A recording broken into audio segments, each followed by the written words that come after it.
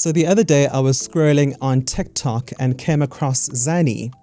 Now it seems like a lot of people are buying cars lately, and Zannie's video detailed her own journey about buying a car. And it was an unusual approach to buying a car. Zannie, at the time, 2 years ago when she bought a car, she did not have a permanent job, no permanent income, but she took the brave step of buying a car, and I found her unusual approach to this decision quite interesting. Today, I'm proud of myself because I am finally permanent 2 years later, and I'm only left with 2.5 years to pay off my car. Imagine if I didn't take that risk. Then it's just so that I'm not permanent. How am I going to pay my car? And if I was worried about car installments and all of that, like imagine now when this savings are permanent, and now when this I have to buy a car. Meaning interest rates are now they've gone up. Now when this check more or interest rates are high and all of that, but because I took that risk, I'm happy. So now it was 2023. I have a driver's license. The pressure.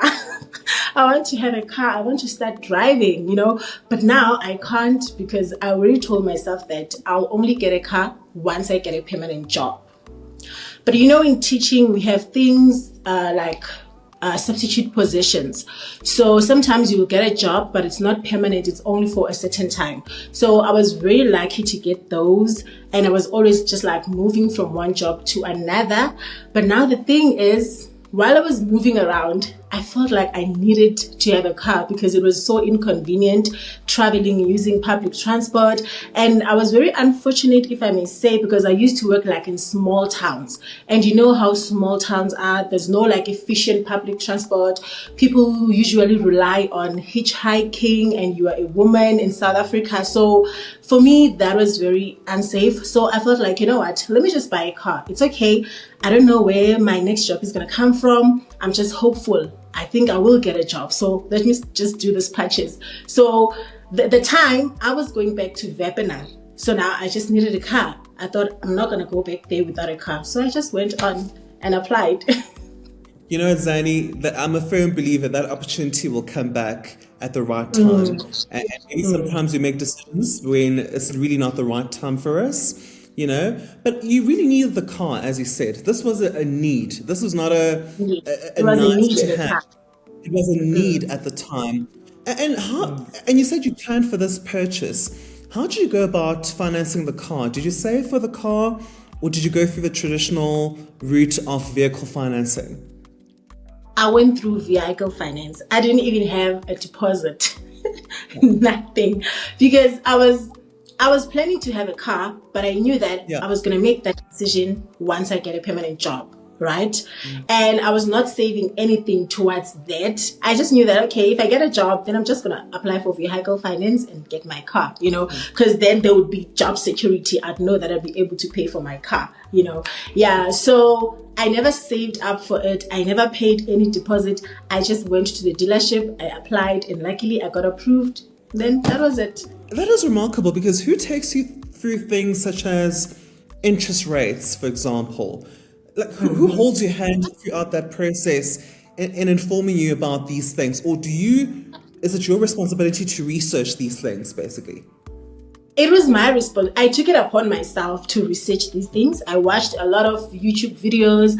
I watched a lot of TikTok. And I didn't tell anyone because I didn't want anyone to to convince me against this decision, because I really wanted to do it. And I felt like if I consulted a lot of people, then I might end up not doing it. So I was just like watching YouTube videos, watching TikTok, and the salesperson was my last person to have a conversation with. And I told myself that I'm not going to go to the dealership because I don't want them to make me agree to things that I was not really, or that I'm not sure about, So I had the conversation strictly online. I sent everything online because I knew what I wanted. I knew the kind of a car that I wanted. I knew how much I wanted to pay per month. I knew the cost of owning the car, how much I'm looking at. So I felt like if I go to the dealership and I talk face to face with the person, then I might not get everything that I want. So I just needed that, that confidence behind buttons. So what you're telling me is that you knew what you wanted, you knew what you could afford at the time, and you were very strict on this is what I can afford and I can't go any further than this. Yes. Because this brings me to the conversation. Did the bank approve you for a bigger loan than what you needed, or they gave you just what you needed to afford the car? I wouldn't know because I never asked the salesperson how much am I approved for. I just told the salesperson that I'm looking at buying a very entry-level car that is affordable, that I can pay between 3,500 to 4,000 per month, and at a prime rate with no balloon payment. So that's what I was looking at. That's what I told the salesperson. And I told them that after you've calculated everything, I need my debt to go up to like 195,000 to 200,000 rands. If it's above that, then I don't want it. It means I don't afford the car. So that's what I told the salesperson. And then they were like, okay, I'll get back to you. He did his own thing. I don't know what he did. I don't know what was the approved amount. All I know is that he came back and he was like, oh, I also wanted a fixed rate. So he came back and was like, okay, I managed to get everything that you want, but unfortunately, we cannot give you a fixed rate. We're going to give you a variable interest rate. I was like, it's fine. As long as it's a prime rate, I'm okay with that. Yeah. Even though Zannie did her research and didn't come to the pressure of buying a car that she couldn't afford, there were surprises along the way, such as costs associated with the car down the line. The only thing that I knew was the insurance, was the car tracker, the monthly payments, and my fuel tank. So I knew that the full cost of owning the car, I was looking at something between 5,500 to 6,000 rands, and I was okay, with parting ways with that amount because I felt like, okay, I was still going to be able to live even after paying my car and also paying all these things. But servicing the car was a shock because they gave me a 2-year warranty. And after that 2 years, it was a major service and I had to pay. That was not nice coming out of my pocket. And then, like I mentioned, this was a risk for me because at some point I would be without a job and what was going to happen. So that reality came. I was without a job for some time. I think it was 8 months or something. Now I took my car for Bolt and the kilometers now because the car is working each and every single day, doing all those trips. So now it meant that servicing my car came sooner than expected. So at some point I had to pay 7,000 rands for service. At some point I had to replace my tires. It was a lot. Oh, I also had to replace my battery. That's the kind of, those are the expenses that I did not really expect, And also licensing the car. I came from a home where we didn't have a car. I didn't know that you had to renew your license disc each and every year. Like, why? And now looking back, would you take the same risk that you did before in the future? Never. Never. It's a scary position to be in. It's not nice having to worry because, youngsters, we do have that little bit of abantu bazothini syndrome, when you get yourself into something, you don't really want to get out of that situation in a bad way because then that people are going to talk about you, people are going to laugh at you and all of that. So having to live that reality of being worried about what are people going to say if I lose this car, it was not nice. So I am never ever going to put myself in that position ever again. Even now, I want to upgrade my car. But when I think about it, I'm like, no, I am not starting a new debt. No. I'm not going to do it. So I would never. Right. This time, I would really want to save for my deposit. I want to negotiate from a point of comfort and not from a point of being desperate to do something, because I feel like at the time when I bought my car, I was really desperate to have a car because I needed it, So this time around, really, I don't want to be in that position. Being desperate for things, you end up doing things that will end up costing you in the future. Yes, you might be lucky and it won't affect you in a bad way, but what if you are not lucky, So really, I do not want that for myself anymore. So I have to save for it, have a deposit, and then negotiate from a point of comfort. Life is unpredictable. It has twists and turns, such as being unemployed, but you still have to maintain this asset, paying monthly fees for the car. I spoke to Nazreen, a certified financial planner at Old Mutual, and she has some valuable insights on how to plan for these unforeseen expenses and events while still having to pay for this asset. When it comes to purchasing a car, both from a professional perspective and my personal perspective, it can be a very emotional decision. So like, for example, when you start working, sometimes as soon as your colleague gets that first paycheck, immediately they want to go max out the debt and buy the best car available. And a car is very different for different people. Some people, when they look at a car, they see it as a status symbol. So we're like, okay, I want to max out my debt. I want to get the best car available because I want to look good, especially for the social media pics, for everything else. But a car, we should look at it in three phases, right? There is that emotional aspect in terms of, look, what the car means to you. But you also need to look at it from a practical perspective. Why do you want this car? Some people do need the car, a fancy image for their work. They need a certain clientele and they need to portray this image. So in that case, it does work. Other people need a car just in order for business-wise, just practically to get them from A to B. And so a car is very different for different people. And the third most important part when we're looking at cars is the financial aspect. It's not just about, I'm able to afford that premium. I'm able to afford that installment. You need to think there's licensing cost. You need to also take into account the maybe accidents, may hit a pothole, and you need to fix those tires. You need to fix the car. There's other insurances you need to pay. There's a lot of costing that's not just that premium that you can afford. That happens around the car, and whether you can even afford to fix the car if something happens. But it's important that it's part of our holistic financial plan, that you look at, do I have the emergency savings to make sure that I can cover this? Do I have everything else in place? Because yes, our house is important, our car is important, but what is the most important asset in your life? It's yourself. You are your most important asset.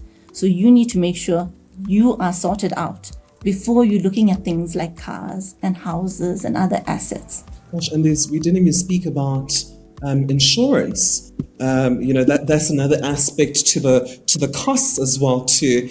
Going about insurance, gosh, it must be daunting, Naz. All the paperwork, all the different insurance products. How does one even tailor the kind of insurance that fits their lifestyle, their car, and other considerations as well too? Oh, with insurance and all of these other financial aspects, is like I said, do your research. With anything, choosing your car, make sure you do your research. With insurance, and get good advice. And that's why you have people in the industry, and they are legally obligated to explain anything you don't understand. So make sure that you understand what you are signing. Make sure that you understand all the fine print in your contract. And if you don't understand, keep asking. Never feel that, oh no, I feel embarrassed to keep repeating and asking the same question. No, this is your life. The consequences of this contract is going to impact on you. And unfortunately, people are not aware of it. Naz, we've spoken about the emotions, right? Now let's talk about the money, the most daunting part of buying a car. Is it advisable to have a deposit in place, saving money first before buying a car? What does a deposit do actually? Or should we finance a car 100% through debt if it's offered in today's economy, I guess? So I don't think it's a one-size-fits-all solution, because you have to look at it in terms of your broader planning. So first, you need to see, like I said, your most important asset is yourself. Are you sorted out? Are you making sure that if anything happens to you, your income is still continuing? Are you making sure that you are protected, you are safe, you have your medical in place? Then we look at, okay, building out of that. Look at your other assets. Then we consider, okay, now in terms of our car, do we have enough cash to put in that deposit? If not, then you'll have to finance it. But then you look at the monthly installments. Does it work in with my long-term plan? Do I want to add in additional payments in order to make sure this debt is finished sooner. So that is the type of things that you need to really ask yourself. So, I mean, if you can afford it, by all means, first choice, pay your car in cash. You don't have to worry about debt. You can, but not everyone can afford that solution. So that is why we look at, okay, what's our next step? Can we put in a large deposit so we have less debt to pay for the long term? We will then be paying less interest because, as you know, they charge us interest on everything that you take out on the loans. So that's why the interest is going to increase how much you're going to pay in the long term. If you're able to clear the debt sooner, your interest won't compound and you will be paying less long term. So that's why I said it's a very individual solution. I mean, first choice is like you pay it off. Then if you can put in a large deposit, by all means. But if you can't, also pay your installments and then try and top it up as much as you can so that you can decrease it as soon as possible. But remember, debt is not always bad. Sometimes debt can be good in terms of you building a portfolio. You'd rather spend it on increasing your asset base. But that is that holistic advice that you need from a professional, where they'll come and tell you that, okay, maybe we're going to keep this debt, but we'd rather invest and allow that to grow more. Or perhaps you're saying, this is not the time for us to invest. We'd rather take that money and clear out the debt, make sure that there's no interest, and then rather invest. So it's a balancing act, and not, like I said, it's not a one size fits all. Indeed, indeed. And we spoke about affordability at a very theoretical level. And I want us to explore affordability in the practical sense. Is there a good golden rule that says it's advisable to spend an X percentage amount on your car when it comes to your income? Is there some guidelines there? Say I earn 20,000 Rand a month. What percentage of that income should service all the expenses of my car? Is there a golden rule, or is it just also circumstance and individuality based as well? So there's not a golden rule in terms of a percentage. I know that when you go online, then they say a certain percentage must be spent on your home, a certain percentage must be spent on your house, on your car, on this and that. But when we look at it from a South African's perspective, the bank will always ask you, okay, what are your income? What are your expenses? What are you currently paying? Because they're supposed to do that. We have the National Credit Act in place to make sure that people do not get over indebted. Does it always work? No. Because people now, sometimes you're like, okay, I want to max out on the car because that is my dream car. I need to have this. But then they do the same for their house. I'm going to max out on the house because this is and then they max out on the holidays and they max out. And as you're maxing out on everything else, what are you doing? You're putting yourself further and further into debt, and you're making debt a part of your lifestyle. That's not your ideal. I think many of us are getting it wrong, Nas. Most people want to look rich or do look rich, but are they actually rich? But that's a conversation for another day. When it comes to banks, we are so scared of banks. I find them very intimidating, Nas, to be honest. Things like interest rates. And if you're financing a car through debt, obviously there's going to be interest rates. Do we have the room and space to negotiate with banks when it comes to the interest rate, or do we just take whatever they give us? So in terms of interest rates, there's always room to negotiate. It depends how much of where you are going as well and what are you bringing to the table. Depends on how much they are willing to negotiate with you. And unfortunately, sometimes when we're just starting out, our room for negotiation is a lot less than later on in life when we're building up and we have larger income and larger bargaining power with the banks. So always ask that if you can negotiate. Always try. The worst they can say is no. So never underestimate yourself and be like, oh no, this is just the rate I'm going to get. Ask that question. Can you give me a better rate? Can you improve on this? Can we negotiate? Sometimes though, they might say, okay, we're giving you this rate, but there's going to be a large balloon payment later. And now people are like, oh, what's that balloon payment mean? And the thing is, a balloon payment is the opposite of your deposit. Your deposit is you put in a large amount at the beginning. Your balloon payment is you have a lump sum amount at the end. So sometimes you'll be like, okay, yes, I negotiated a better rate, but then this balloon payment comes at the end and you need to have money to pay that off so that you can clear that debt. So you need to be aware of all the terminology and what it actually means. Before we go, I've got some financial wins of the week. I got some feedback from Lovemore, who says, at the start of 2026, I started saving money so I can purchase a car with cash. I have consistently saved every month. Well, Lovemore, keep me updated. I would love to see you when you eventually purchase that car. And this one is from Knox, who says, I have a substantial amount of credit card debt. I maxed out my credit limit. I recently reached out to my bank to enter into a settlement agreement to pay the amount I can afford every month to pay back the debt. Well, Knox, well done on taking that step of paying down your debt. Look, everybody is different. Everybody has different spending habits. Everyone has different income streams or how they manage money. Zannie took a calculated risk by buying a car. She knew what she could afford. She knew what would fit her lifestyle in terms of the car. With Nazreen, she has driven the same car for about 10 years now. So the big lesson here is to know what you can afford and don't succumb to societal pressures by putting yourself under pressure and buying something that you cannot afford.